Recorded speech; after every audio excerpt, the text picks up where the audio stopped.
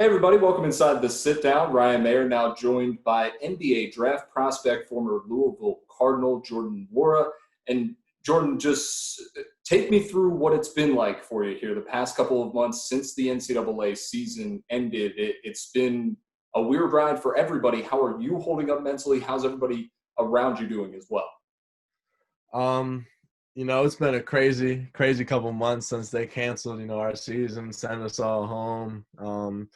But really just made do with what I can. I'm able to work out. I've been able to work out the whole time, twice a day. I have gyms out here that are available to me.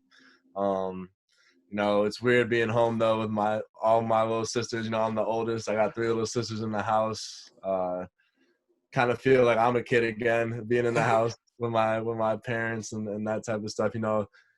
I walk out the door, where you going, stuff like that. Right. Again, all those questions all the time again. But it's good being able to see my family. And luckily, like I said, I've been able to work out. So it's been a good couple months. Hopefully, soon things will get better though, and we can get back to living more normal lives again. So.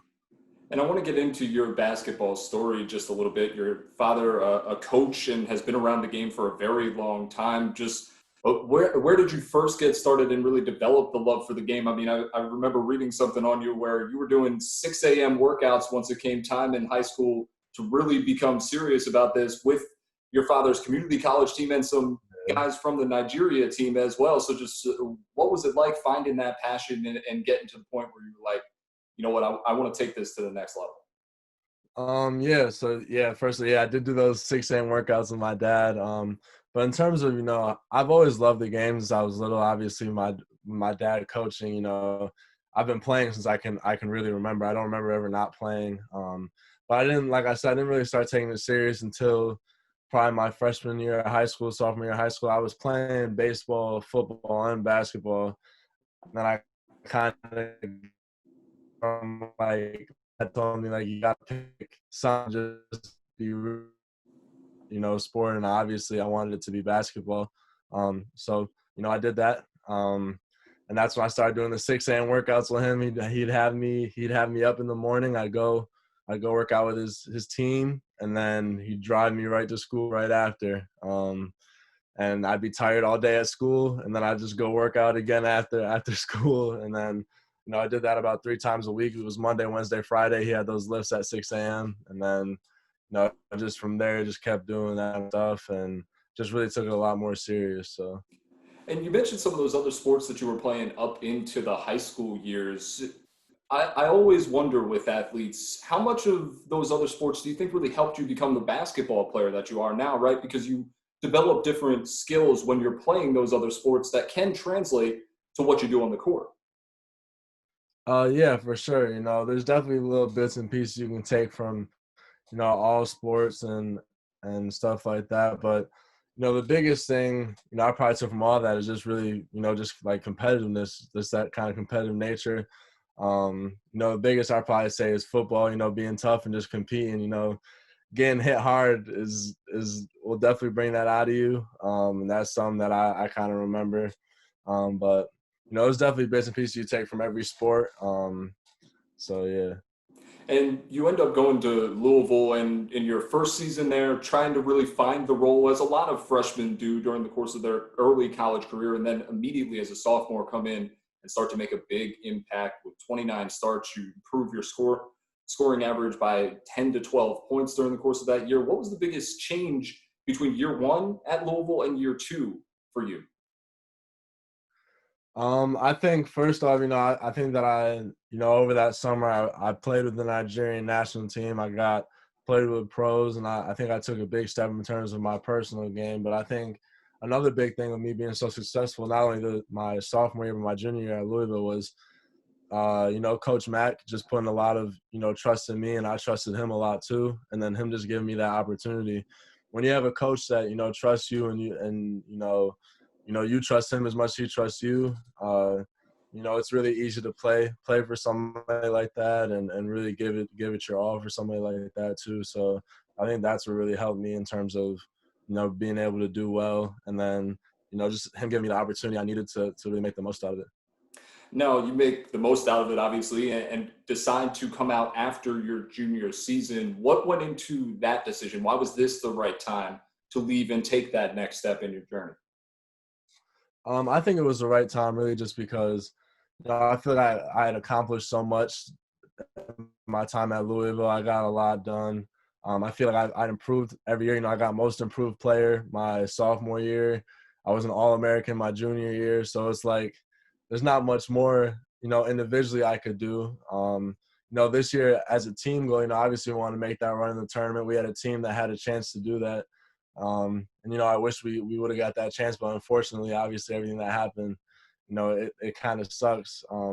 But I just feel like it was the right time. I feel like I can just all I can do now is just kind of grow at the next level with pros around me, and I just felt like it was a time to do that.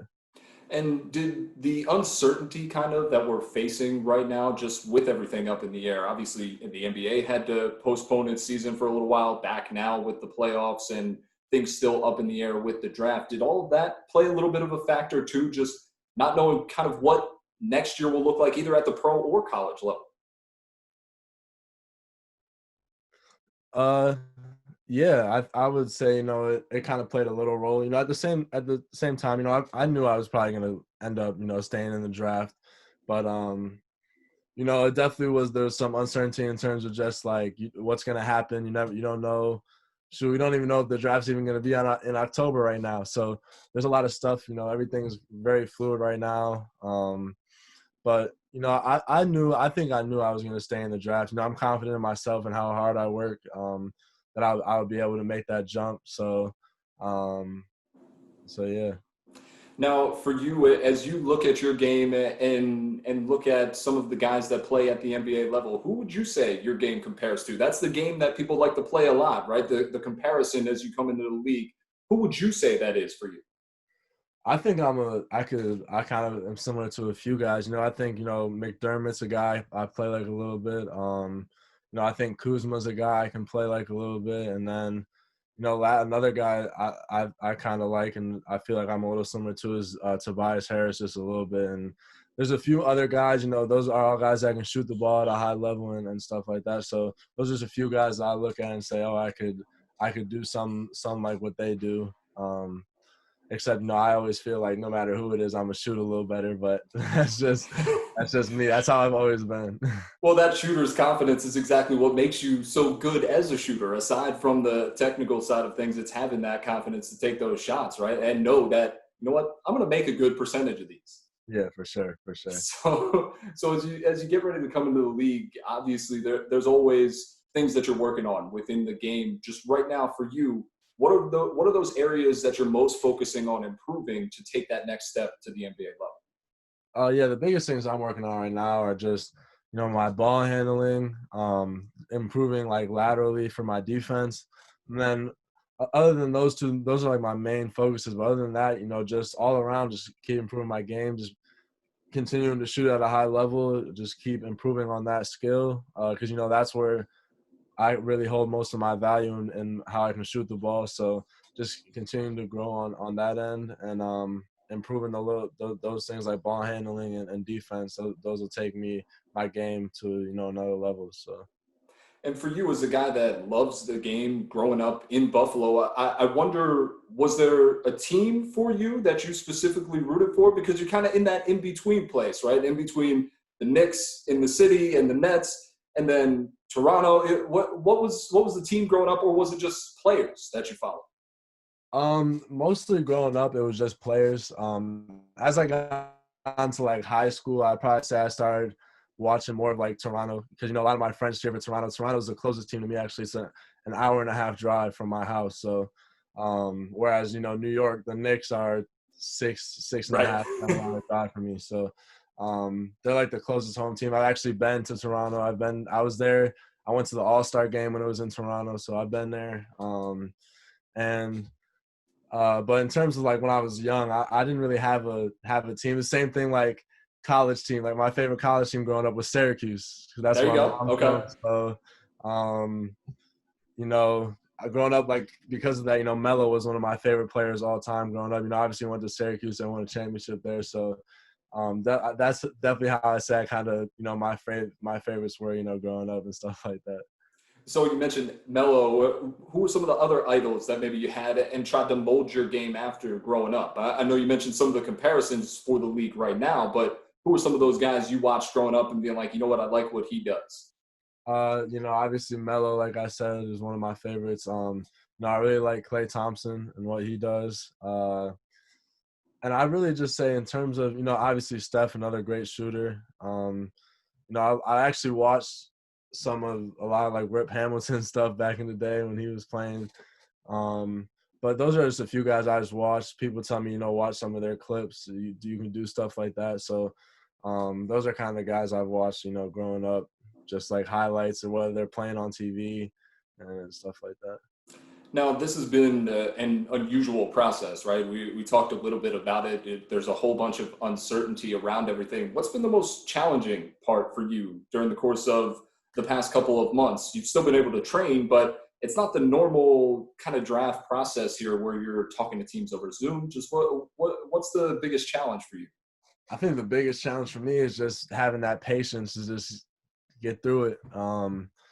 Obviously, like I said, sitting at home for so long. Obviously, I'm able to work out every day, and that's good. I like that. But just being home for so long, you kind of get a little jittery, ready to go and do something or be somewhere. Get drafted, be with the team, stuff like that. So, just that patience to get through it. Now, as you get ready for the NBA, I know one of your other goals too was to play with the Nigerian national team during the course of the Olympics, and those have now been moved to the summer of 2021 due to the current situation we're in. That's still a goal of yours to check off the lists here coming summer 2021? Yeah, I definitely see myself, playing for them this upcoming summer, and hopefully we'll be able to do well. We're able to qualify, so hopefully everything works out and I'll be out there this summer. So. And what's it been like developing that connection with the national team at the same time that you're playing in college and having kind of a foot in both of those worlds around guys in different situations? It was really good. Like I said, it definitely took my game to another level playing with guys like that. I was playing with, guys that are in the NBA. Definitely opened my eyes a little bit, seeing, how talented guys like that are. Me being somebody who's considered, one of the best college players in the country, to playing with guys who are really at that next level, pros, making however much money, really like professional athletes. So it was definitely fun to like be around them, see how they handle themselves, see how hard they work every day, and just being able to learn from them over, however long, that 2 months in the summer I was with them. So.